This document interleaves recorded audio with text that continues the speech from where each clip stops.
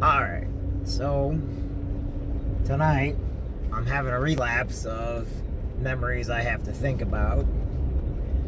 And I was approached tonight by a beautiful young person that I used to know between I was a freshman and sophomore. I was 16, 17 years old.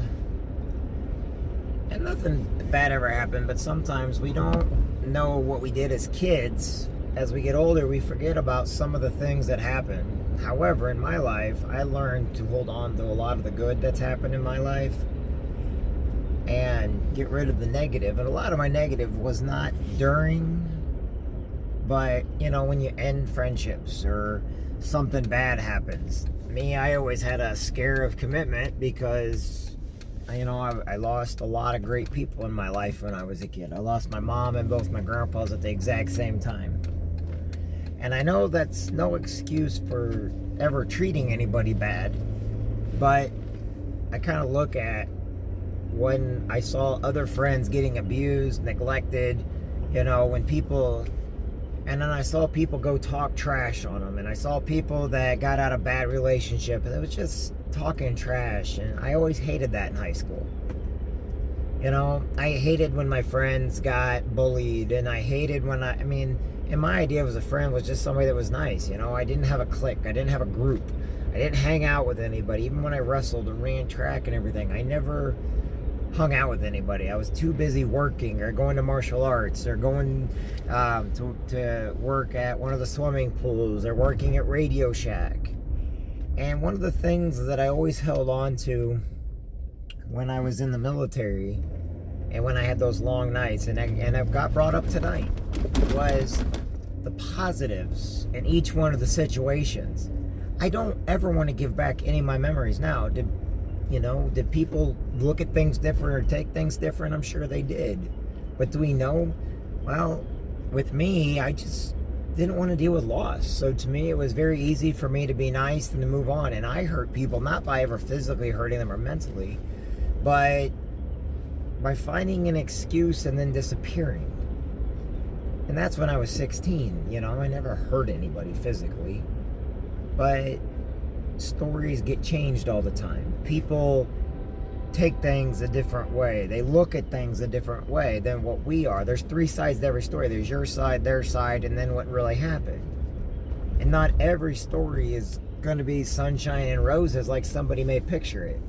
But some of us had to use that sunshine and roses and look at all the goods, because the story, what a lot of people don't know about me, is with all the time I had, and with all the time traveling, and with all the time on board ship, and on, in the middle of the deserts, and CACs, and Bridgeports, and the Kearsarge, and Lejeune, and Pendleton, and boot camps, one after another, just going through hell and back again, trying to hold on some decency of humanity, of who we are, and where we come from, and why we do the things we do, and you look at every single scenario and you pick apart your entire life, but you pick apart the good and the bad. And I did that with my life. And for years, I've always asked forgiveness. I knew not everybody was going to, but I didn't ask forgiveness because, just give me. No, I asked it because I meant it, because the people that I know in my life are great people.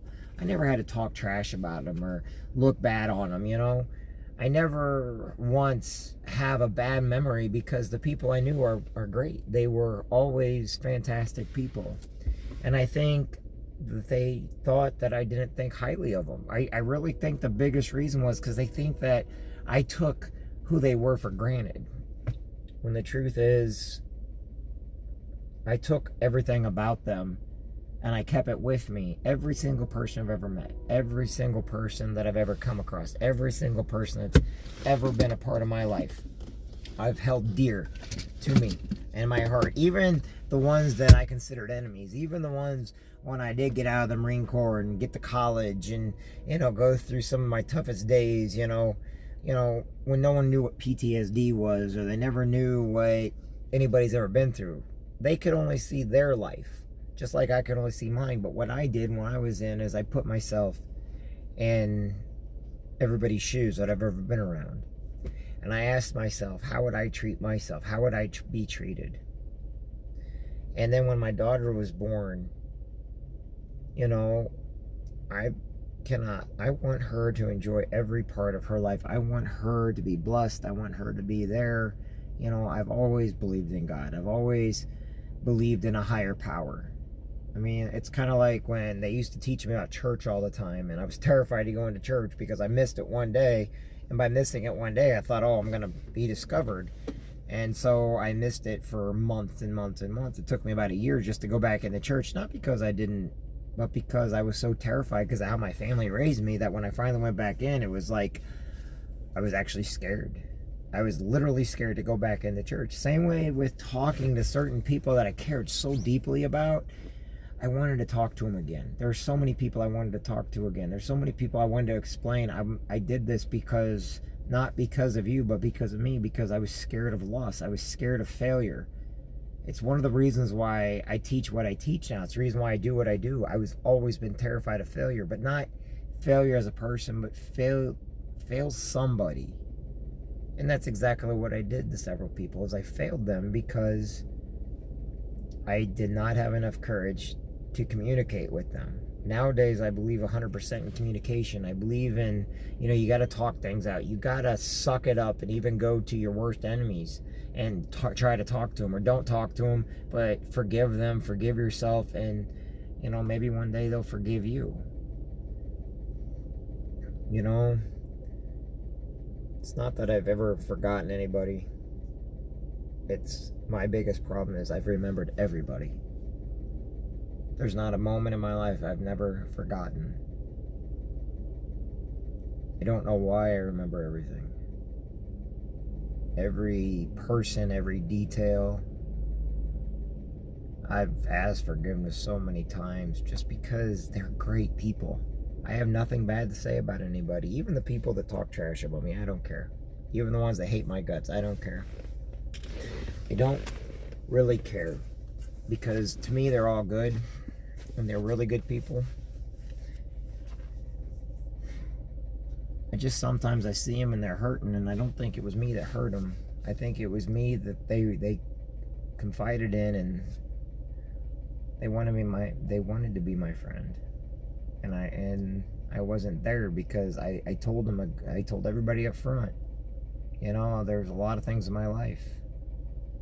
But then I see my friends like Adam, who killed himself because he had so many demons and because he couldn't communicate right.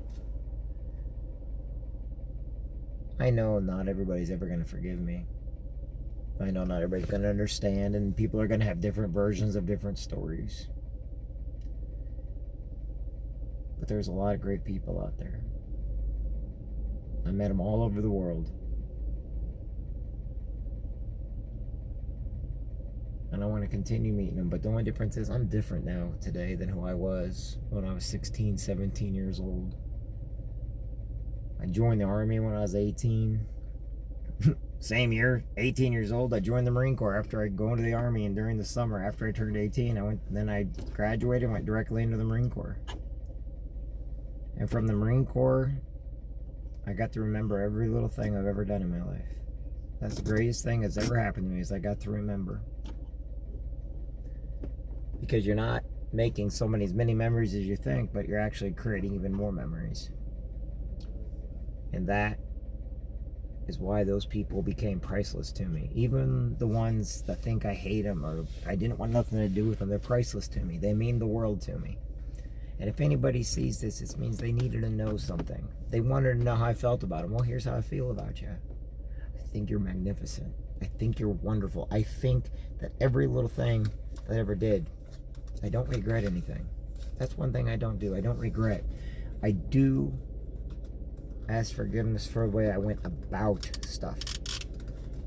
And how when I got scared, because I hate loss more than anything else in life. And as a kid, that was the hardest thing I had to deal with, was loss. So anytime I got close to anybody, the closer I got, the more I pulled away. And the more I disappeared. And then I find excuses, because I didn't want to lose anybody anymore. Just to discover that loss is part of life. If anybody sees this, I don't care what the naysayers or the gossips say. I don't care about all, I know there's people out, they do whatever they can. They just like hurting people. They like, trying to call people out. You're right. I'm a bad guy. You're right. I was wrong on several things I did. And nothing that was ever considered as like tragic or anything. Because I do know, because I was one of the ones that was there. But I know that the emotional side effects of being a kid and counting on somebody and having somebody there and just wanting a friend. That was my biggest problem. Just wanting a friend. Just wanting somebody that would care about you, be there for you. I didn't want to click. I didn't want a group. I didn't want the gossip or the drama. I didn't want the hurt and the pain. And I developed that through individuals. I think Jeremy Fletcher was the first friend I lost. Bone cancer. He died after my mom and both my grandpas. And slowly and surely, one after another, I lost a lot of people. And to me, being a kid losing people, and most of my family all going to the Catholic school system, me in the public school system, nobody understanding and trying to find a way. I didn't want to be like everybody else. Never have. But you know what?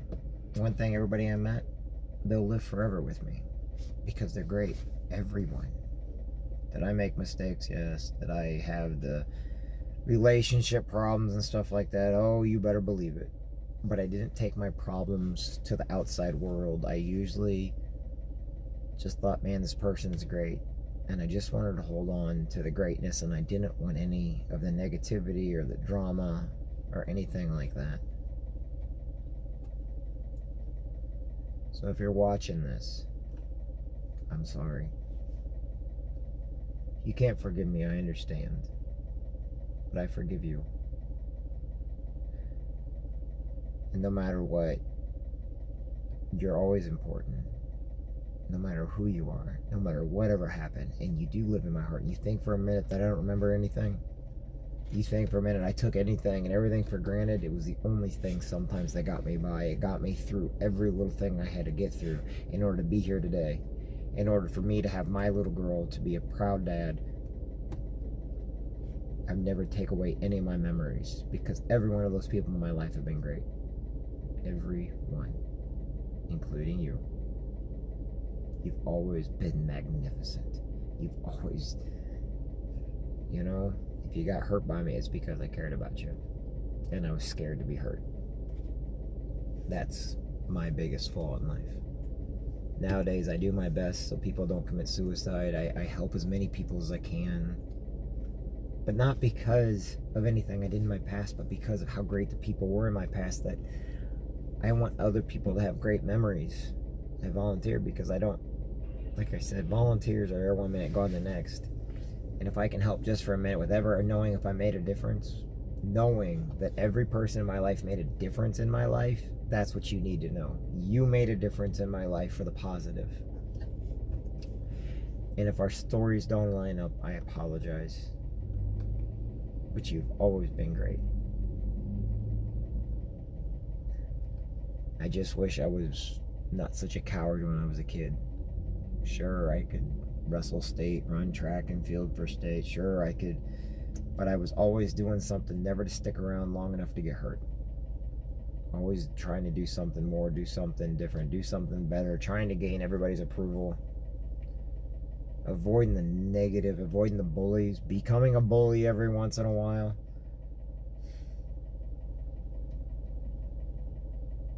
Just know you're great.